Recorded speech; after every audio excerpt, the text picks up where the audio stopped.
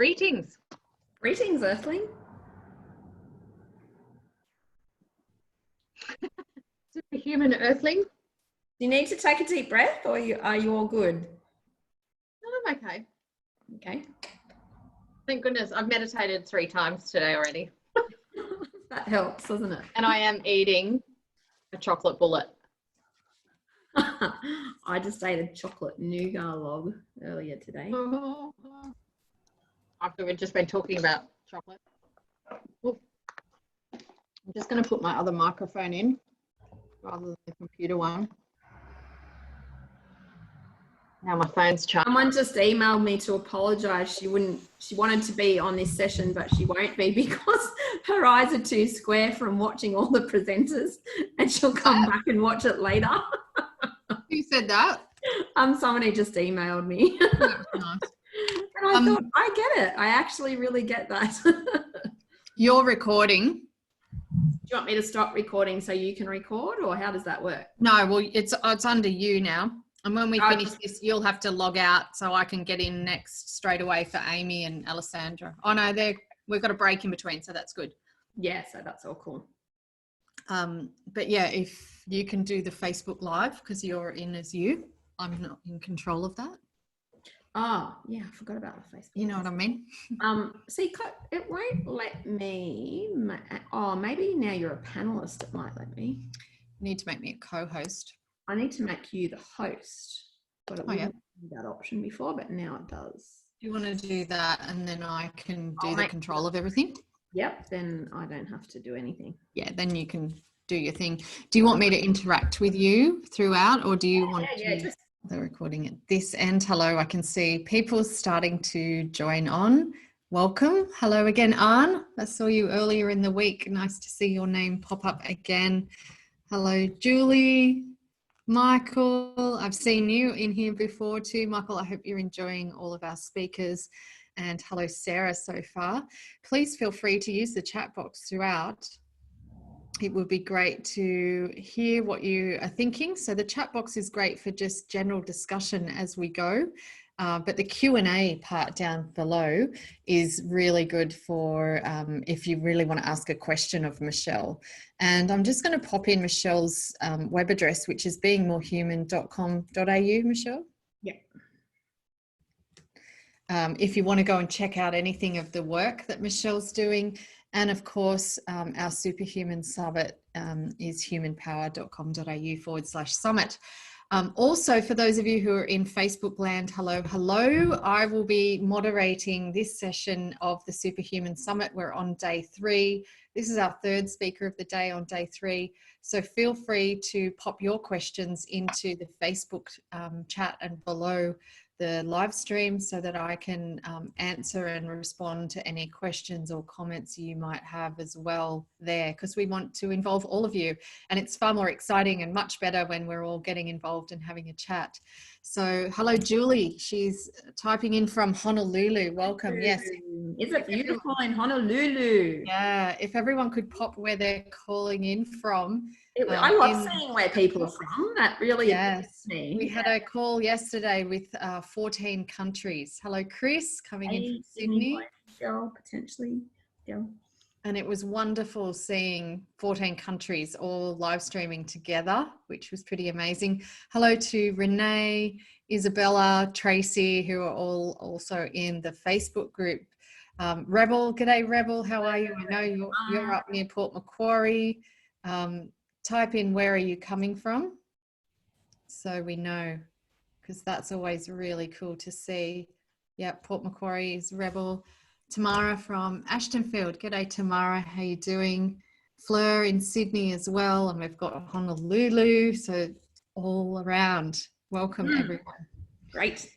Exciting. And we're right on the hour, and I know Michelle is an incredibly punctual person.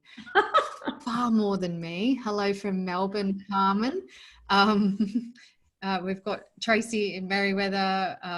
Yeah, Michelle's far more punctual than me in that I like to be on time. I'm an on time kind of girl. I'm always like just a couple of minutes or even right on the time.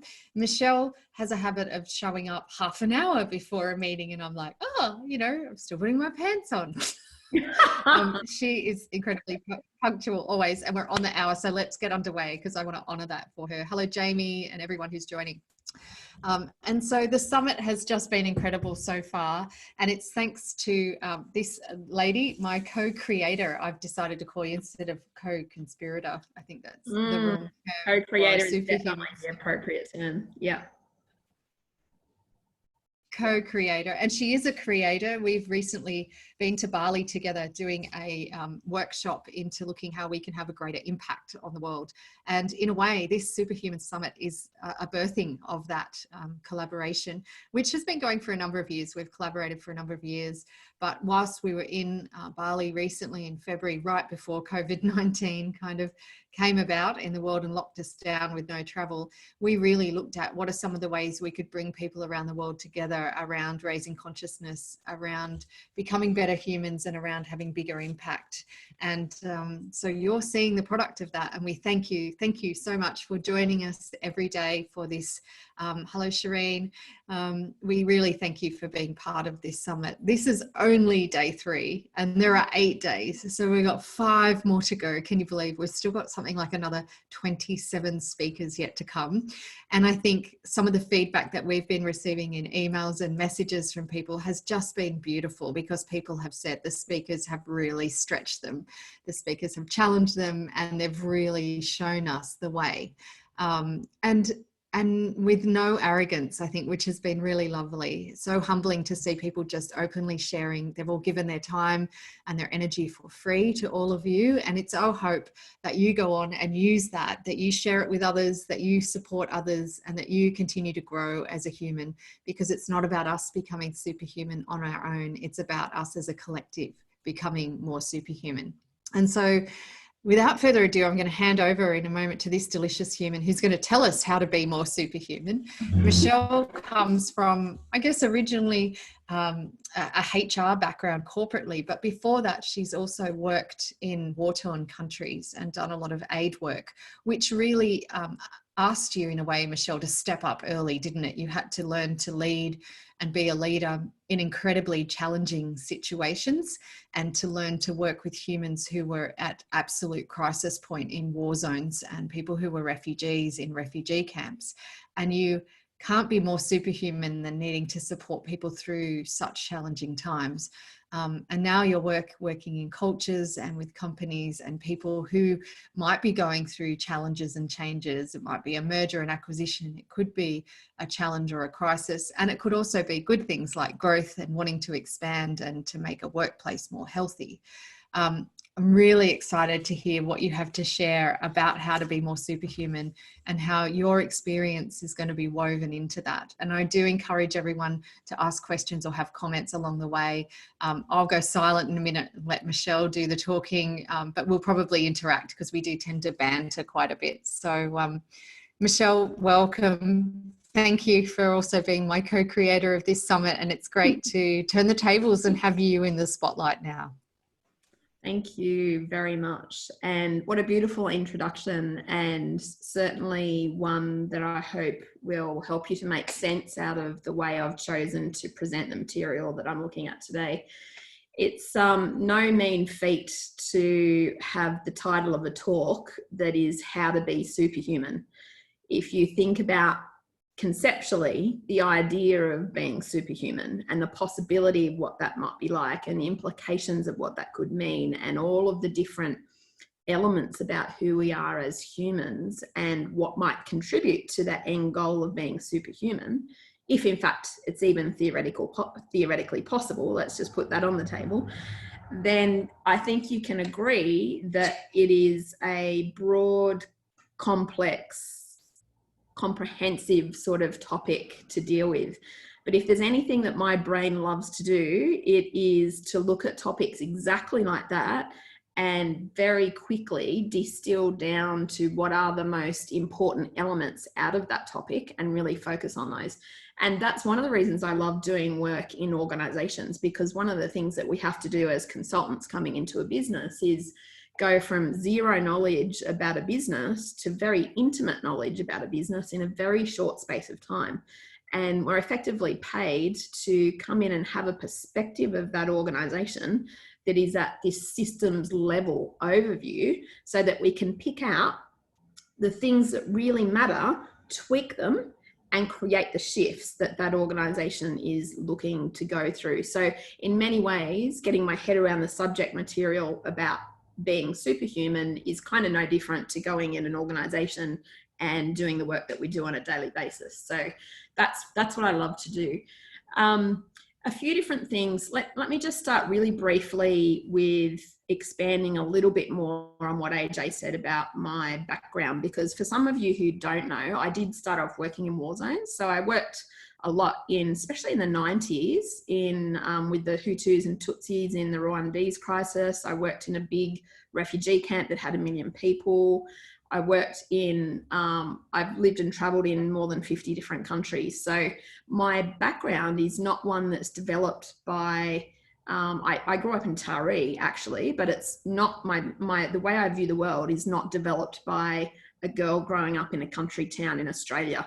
It's developed by meeting, being with, working with, laughing with, crying with, literally people from all over the globe. And I think what that allows me to do is to be able to pick out the things that humans have in common, no matter where we are. And one of the things that I learned really early on in my time and process of doing this is we have so much more in common than what we think. And that's what I like to do, is focus on the things that we have in common, because they're the things that bring us together. The minute we're focusing on all our differences, which is good too, but that actually separates us. So my preference is to really focus in on those things that bring us together, make us feel like we're all in it together. Although that's a bit of an overused phrase in the last 3 months or so. So what I'd like to do today is really break down how to be superhuman into 5 steps, 5 skills, 5 ideas, call them what you will. I don't mind what you call them. And I'd love you to be part of this process. So I'm going to ask you 5 questions, and I would love it if every single one of you listening would drop in an answer into the chat box about what the answer to the question is that I'm going to ask you.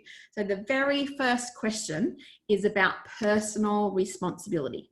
So if you thought that a number 10 was you taking full and complete personal responsibility of your life and your world, and a 0 was you not taking any kind of personal responsibility and blaming everybody else for what's happening to you, I want you to drop a number in the chat box. And I know this is a bit of a confronting question right up, but I'm sure you all have it in you to do it. Drop a number in the chat box from 1 to 10 about where you think you actually are. So we've got an 8 moving to a 10 more every day. Someone else is an 8. So drop it in. Don't be afraid. If you think you're doing a 2 or a 3, that's okay. Drop it in. So just be real about whatever your number is that you're dropping in there.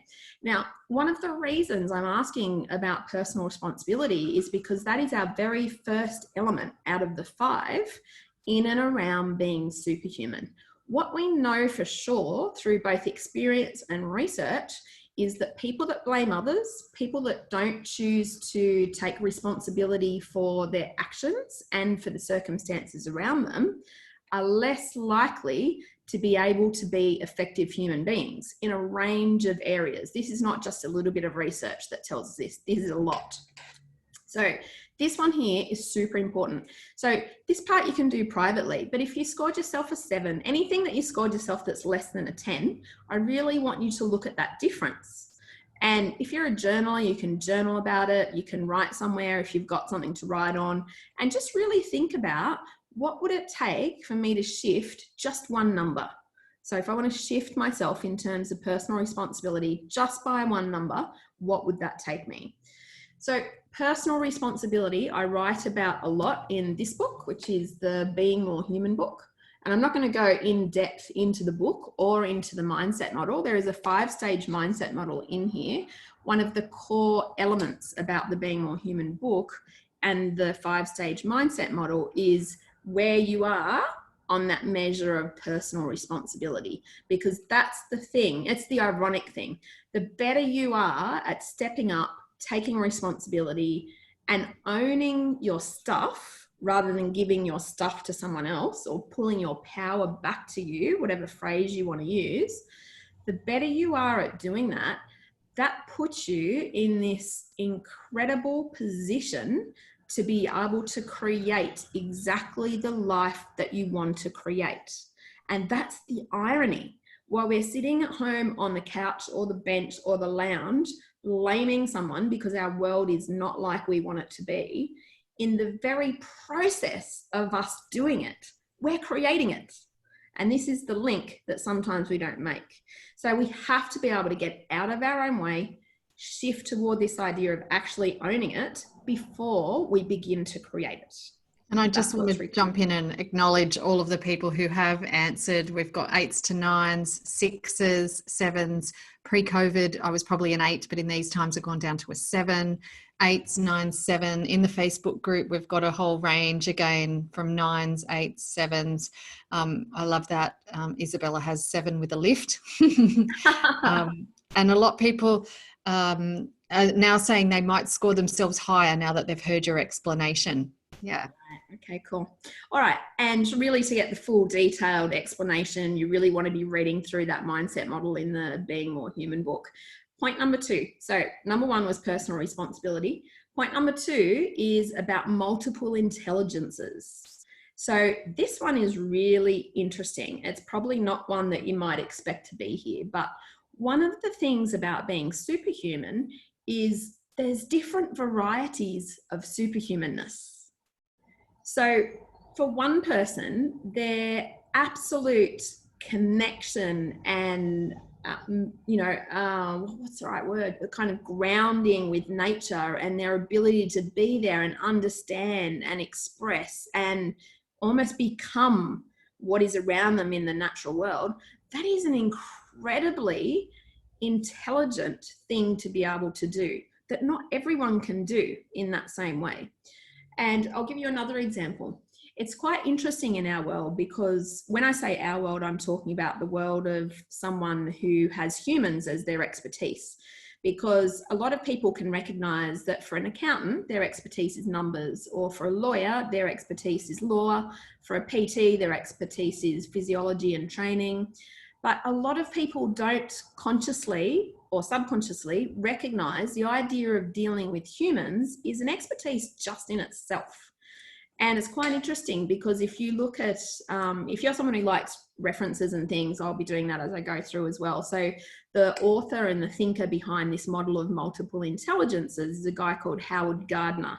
Now, he came up with 9 different intelligences. And he's also the guy who coined the phrase around emotional intelligence. He's not the person or the author that had the commercial nous to make a lot of money from it and make it popular. That was Daniel Goleman. But the person whose original research it's based on is this guy, Howard Gardner. So he's the one that goes through these different intelligences. And I want to go through each of them with you because I want you to be able to really understand what perspective you might be coming from. Now, the question I'm going to ask you to drop in down below in the chat box in relation to what I'm talking about right now is I want to know what your 2 super strengths are.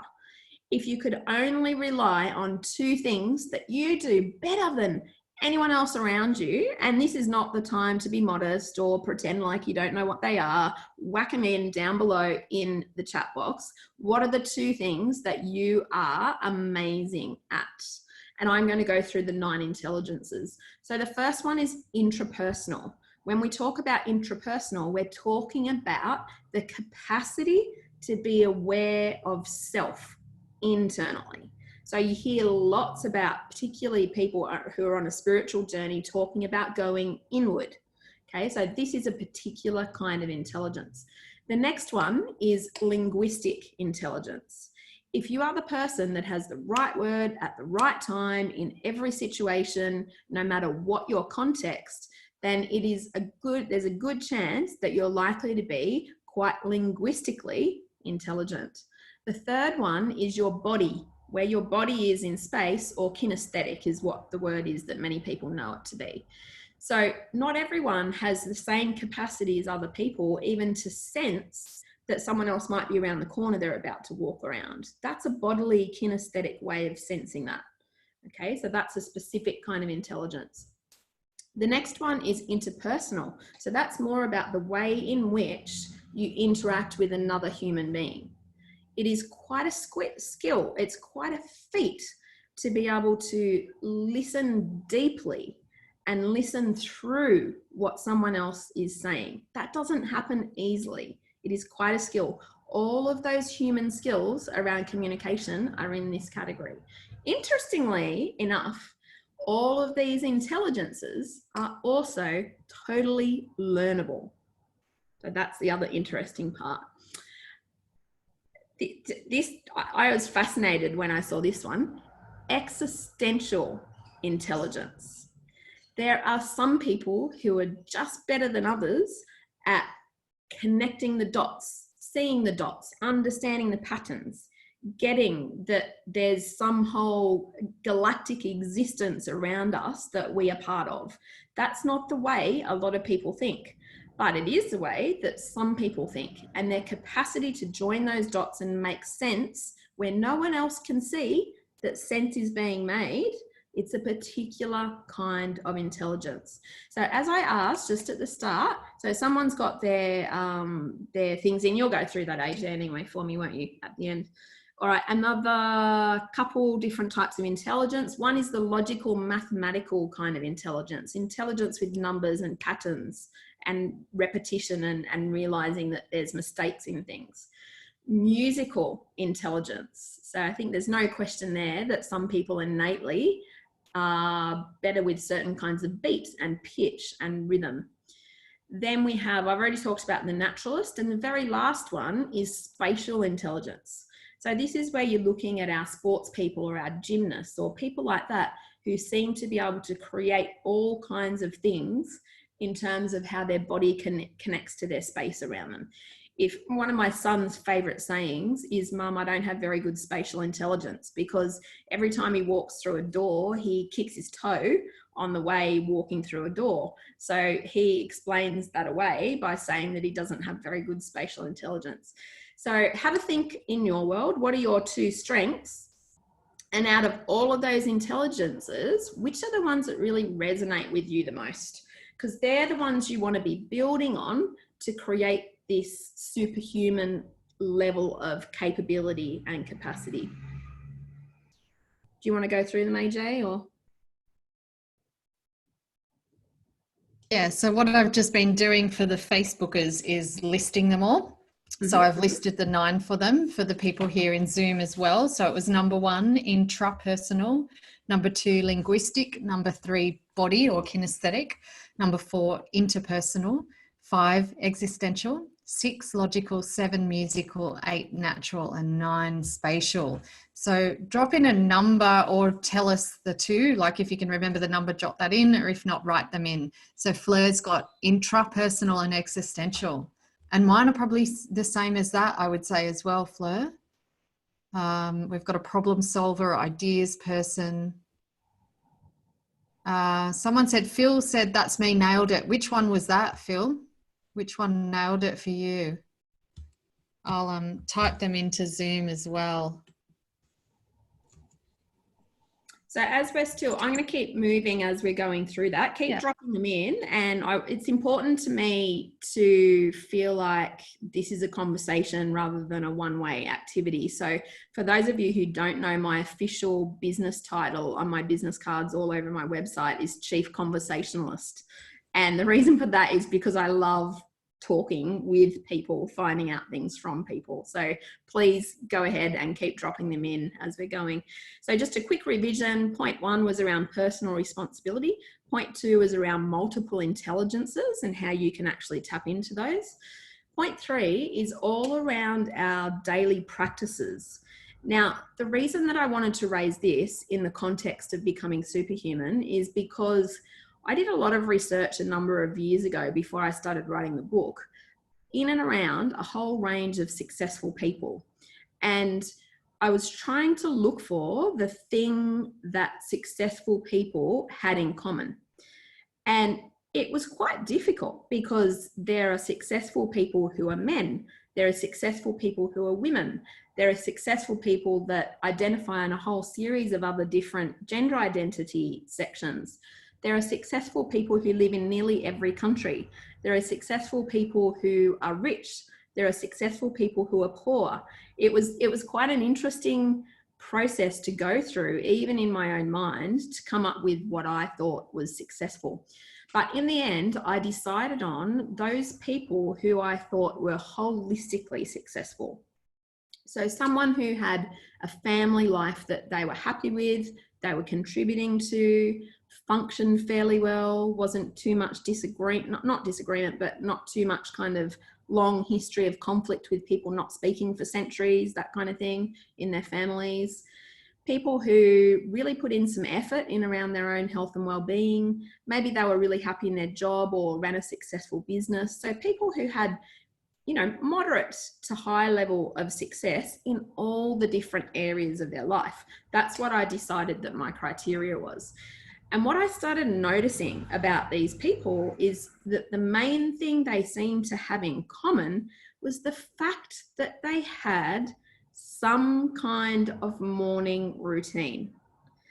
Now, the question for you now in regards to your daily practices is, I would love to be able to hear, what is it that you do religiously every day? Are you a meditator? Are you an exerciser? Do you make sure that you do some mindset work every day? Do you make sure, are you a journaler? What is it that you do that you consider to be your morning routine?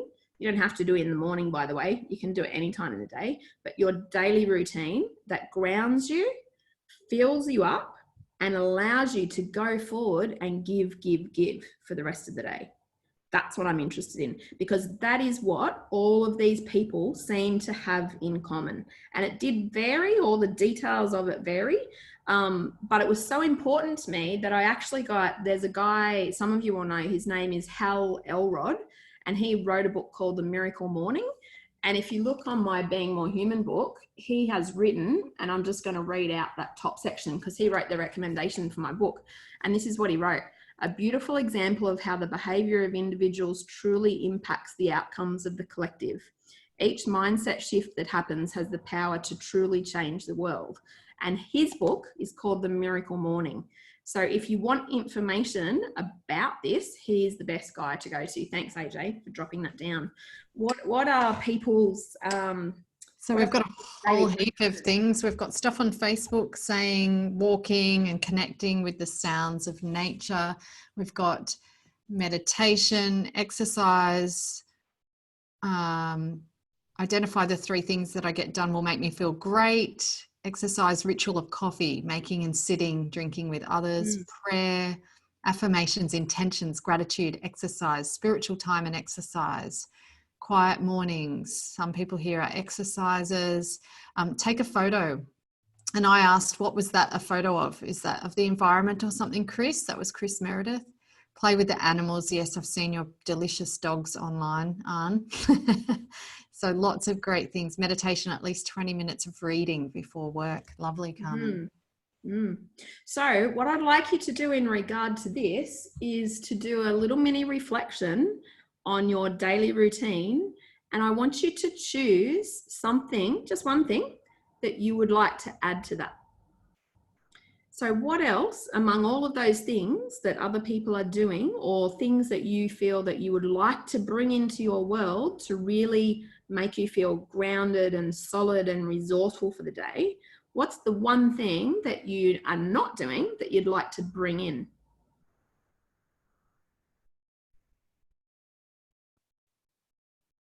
So we've got mindfulness.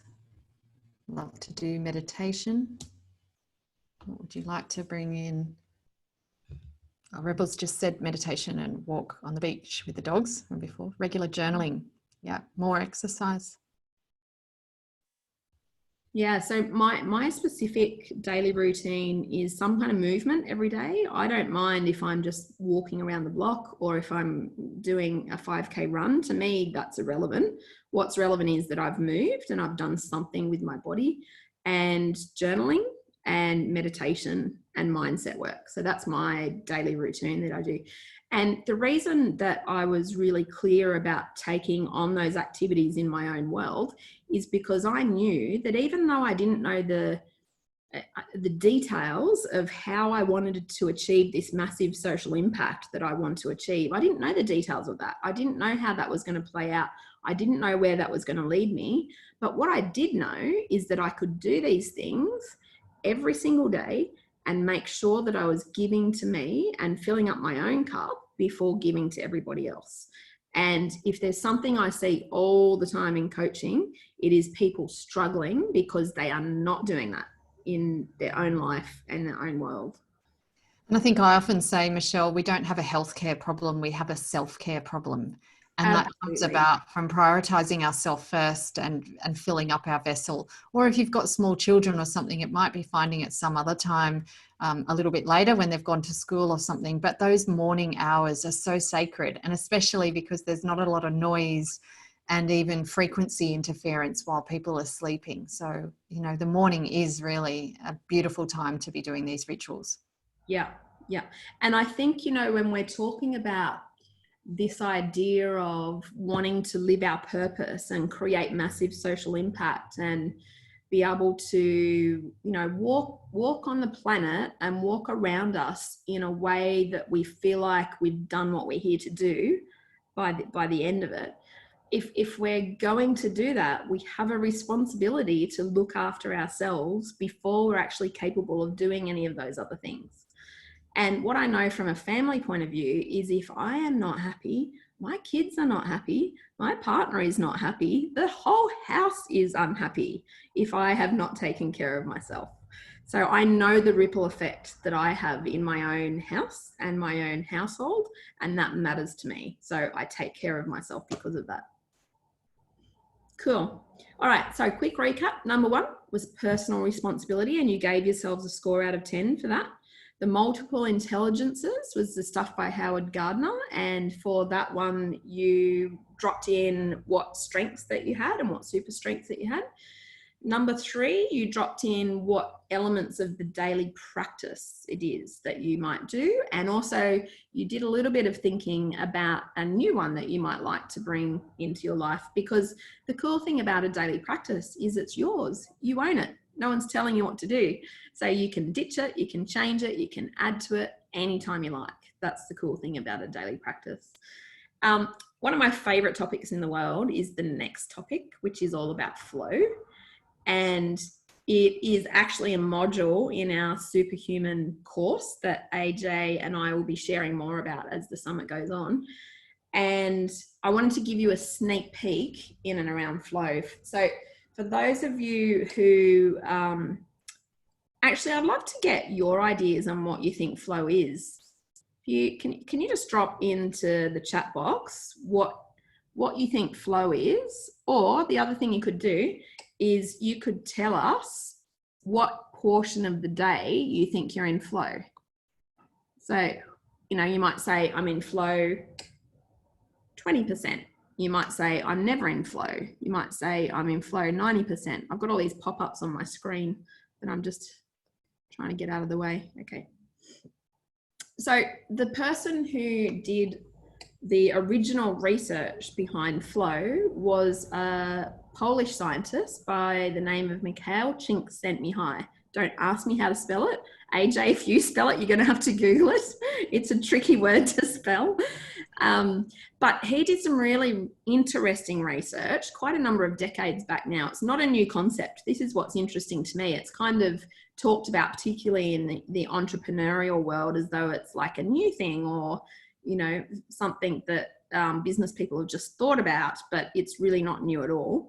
Like most of these things, they've been around in different iterations, and particularly in Indigenous cultures for a very long period of time. And we've just chosen to name them something and now make them important in our eyes.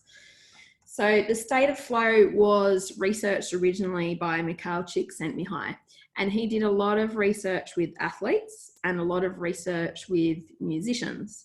And he was particularly looking for people that could put themselves in a state of performance that lasted for a reasonable period of time. So it lasted across time And one of the interesting elements about flow is that if you are in a state of flow, like I am now, I'm totally in my flow zone right now. There's nothing I love doing more apart from having real live people in front of me instead of people in a chat box.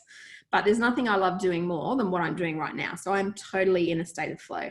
So if AJ didn't stop me, I could probably keep talking for a very long period of time and I would have no sense of that period of time. So that's one of the elements about being in flow. And you'll know from people who are great musicians, or if you could be a childcare worker and you're fantastic with kids and you love looking after kids and you're in your flow zone and work flies by so quickly because you're in your flow zone.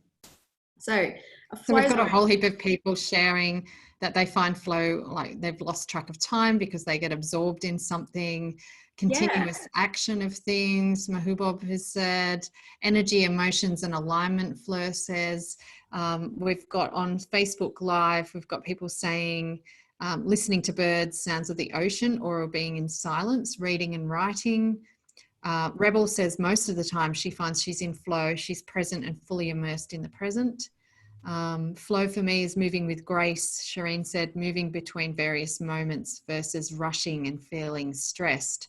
And in the Zoom group, I've also put a link on Wikipedia to Mikhail Csikszentmihalyi, and you can read the spelling there if you need to. But for those on Facebook, it's Mihalyi and then Csikszentmihalyi. And I had to read it ages ago when I started talking about this and I wanted to pronounce his name. I had to Google it and Google those, how do you pronounce someone's phonetic thing. So that's like a newsreader. It's not that I have a Polish past. I think one of the elements about flow that is important to consider is you can get into it and you can get out of it. So what that means, to me, that's so cool, because that means that it is a tool that is in your toolkit that at any point in time, if you want to utilize it, you can choose to utilize it. You're not waiting for the random universe or the gift of the gods or someone else to give you flow. It is something that you actually opt in to do and opt out of doing. And I can't remember where we were recently. It might have been when we were in Bali, AJ, but we were about to have this conversation about something and it was an important conversation. And both of us felt clunky and chunky and didn't feel like we were in flow. And did we do a meditation or journaling? What did we do in that instance? Yes, we had that in Bali and we did do a meditation. We also had it recently and we were at your house and we went across the road to the park and just kind of shifted our environment, which helped us as well. Yeah. So I think the first step is recognizing what flow feels like, because if you're not in the flow state and you're about to go and create some new program or idea or initiative, then you're not going to be in the best place to actually do that. And it is about moving your state. The other thing to be really in tune with in and around your flow zone is one of the best ways to get in flow is to connect with your 5 senses. Okay, by definition, if you are not in flow, it tells us that you are not in the present moment. You're either in the future or you're in the past, but you're certainly not in the present moment. If you were in the present moment, you would be in flow. The two things are inseparable. You can't have one without the other. So it's a really great tip for you next time you're feeling a bit clunky or funky or a bit weird and you want to be in that flow zone, but you're not. Move, shift yourself, smell something, eat something, do something with your senses to stimulate your senses, to shift them, to go, I want, because what you're actually doing physiologically through your brain, through your dopamine and serotonin and all your other neurotransmitter levels, what you're actually physically doing is telling your brain that you want to perceive something differently. That's why you're tapping into your senses, in order for your senses to help, because that's what perceives, in order for your senses to help you perceive something differently. That's what you're doing. So like I said, cool thing about flow, you can get in it, you can get out of it. Is that my 5-minute subtle sign from you, AJ? Yeah. Okay, kind of, cool. Yes, and move on to number 5. Yeah, cool. All right, so number 5, you cannot even contemplate the idea of trying to be superhuman on any level at all without being prepared to surrender. And when I just said that word, I got goosebumps, because surrender is about as far from the idea of control as you will ever possibly get. Most of us, in some way, shape or form, and I'd love to know, this is a question for you for number 5. This question is, how much of the time are you in surrender? So you're going to put that first, maybe 60. And how much of the time are you trying to control? So that might be 40. So the first number you put is going to be how much of the time you think you're in surrender. The second number that you put is going to be how much of the time you're running around trying to be a beautiful control freak, trying to control what someone's doing, what they're not doing, trying to control your kids, trying to control your partner, trying to control whether or not you have a job, trying to control the circumstances around you right now to do with COVID, trying to control what they put on the media. How much of your motivation is coming from a place of control versus surrender? For those of you who really want to find out more about surrender, you cannot go past The Surrender Experiment by Michael Singh. It is easily the best read that I've read in regards to surrender. Surrender is not something that you show up one day and you go, oh, I'm good, I've surrendered. All that tells me is you've got more surrender to go, and you've got more surrender to go from there and more to go from there. And I won't get into it because it'll take up too much time, but AJ and I have a really good Bali story about surrendering, which has led to us writing a book together. So again, the 5 things: personal responsibility, multiple intelligence is number 2. Number 3, your daily practices. Number 4, the state of flow. Number 5 is this idea of surrender versus control. Now, the reason that the whole reason that I chose those 5 things is because I think they're the most critical in the process of becoming superhuman, but they're also the ones that you can opt in, you can learn, they're skills, you can develop them. So they are available to everybody for free. That's important. They're available to everyone equally for free. And I think, just to wrap up, what I'd just like to say is the idea of you being superhuman is all in here. It's in your head, it's in your heart, it's in your body. It's not anything to do with anything external. We've got lots of people starting to share their percentages.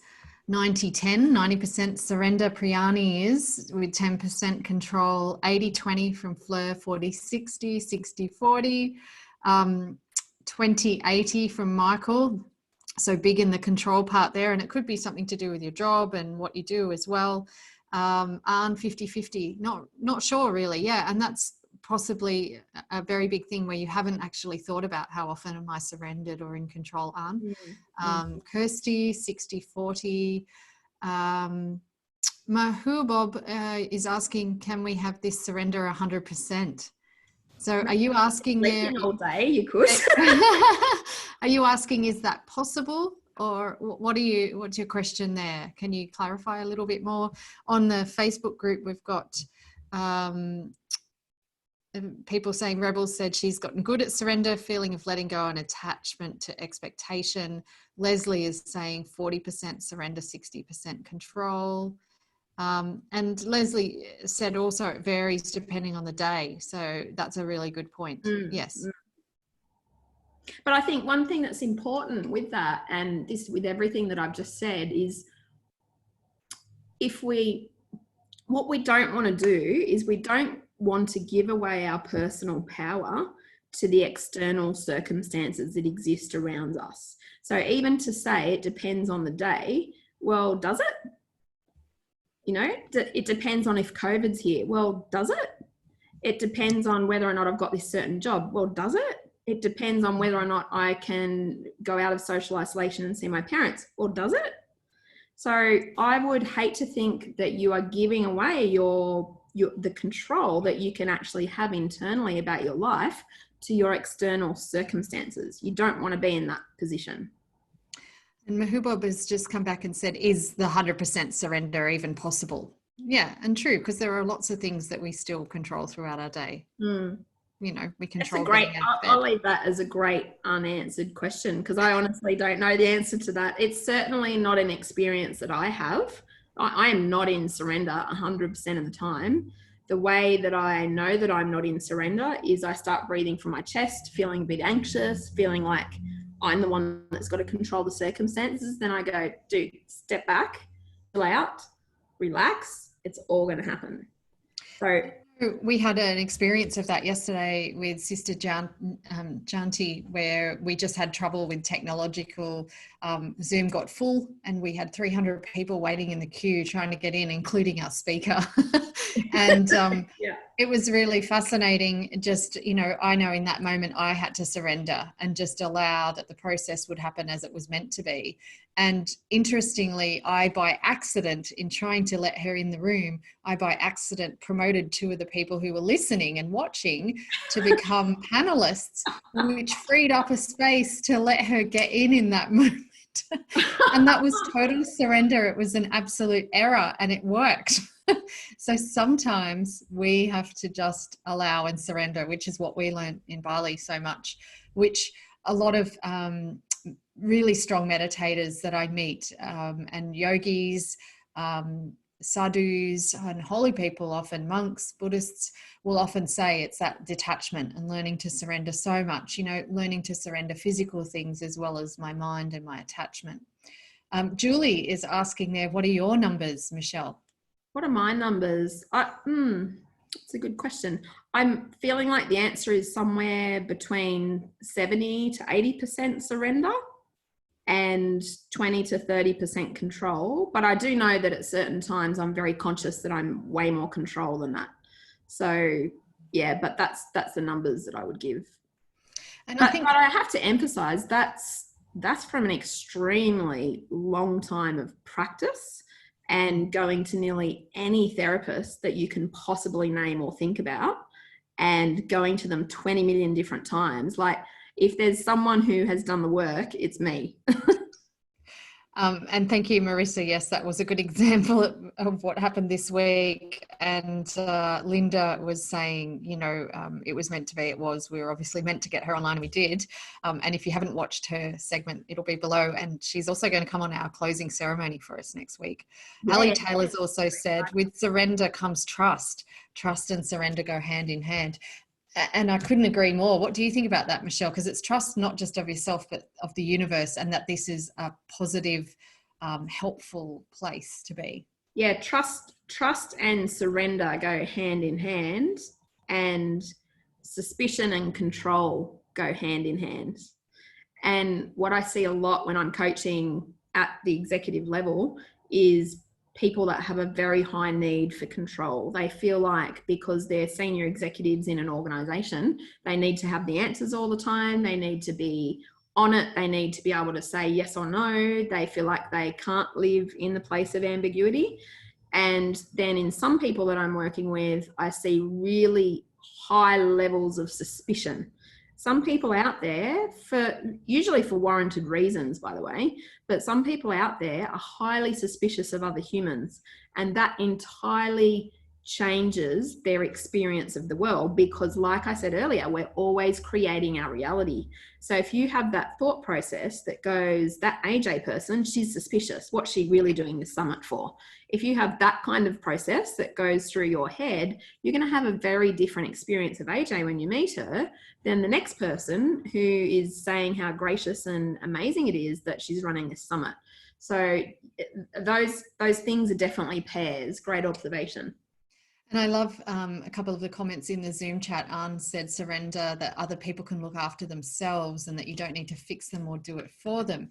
And yes, I couldn't agree more. She's saying, is that what surrender could be? And it kind of goes back to your point number one, that personal responsibility, doesn't it, Michelle? It does. And can I say, I'm in lots of different spiritual groups on Facebook, and only this morning, I think I was looking at something this morning, and someone was asking the question about, they asked the question about what they could do to support their partner through COVID when they were awake. So in other words, in a spiritual sense, they were awake and their partner was not. And it was an interesting question because it really connects to what you've just asked about this idea of how responsible we actually are for other people around us, even if it's our partner. You know, and I'm in that same situation. I would not call my partner an awake person, and yet I love him, and I'm still going to pursue my spiritual journey and process the way that I am, full well deeply trusting that as and when it needs to, it will rub off on him, but not having an agenda that I have to turn him into a spiritual light worker, because that's control. That I need to fix someone. Yeah. That's right. Yeah. And Fleur's saying acceptance allows one to surrender. And I couldn't agree. Oh, hallelujah, Fleur. I'm really glad you raised that, because one of the things that I was actually going to put on my How to Be a Superhuman talk as point number one was about being able to accept your story. And the reason that I say that, and I talk about that a lot in the Being More Human book, the reason that I say that is there's an awful lot of people around that are still in resistance about their story. And when I say their story, some people have heinous, horrible, traumatic, like these things should never have happened to them in a million years kind of a story. They're the sort of stories I'm talking about. But if you spend your entire life running from that, pretending like it's not happened, resisting it, it will chase you every step of the way. Whereas you need to be able to get to a place of acceptance before a whole range of these other things can be experienced in that same way. So that's such a good point. And so we're getting near closing time. I think it'd be great if people could pop in the chat box or on Facebook in the chat box there as well. What's the one action you're going to take? Because I know Michelle is big on action. So she won't want to hear what you're just thinking about and ruminating. She'll want to hear what action are you going to take. Perhaps I'll just recap the 5 steps again, which were personal responsibility, the multiple intelligences, the Howard Gardner work. Then there was the morning routine. There was finding flow, and then finally surrender. Perhaps you can pop in the chat box 1, 2, 3, 4, or 5. Which of the steps do you want to focus on or do something around? And maybe even also include what action do you think you might take to start integrating some more awareness and consciousness around one of these 5 areas? Anything else from you as people do that, Michelle, that you would like to share to wrap up? It can be absolutely the smallest action. And I think the cool thing is you don't know where the smallest action is going to lead you to. And sometimes in our journey along our road, we can't see all the steps. We can only just see the next thing. So just think of what's the next thing that you're going to do that's different.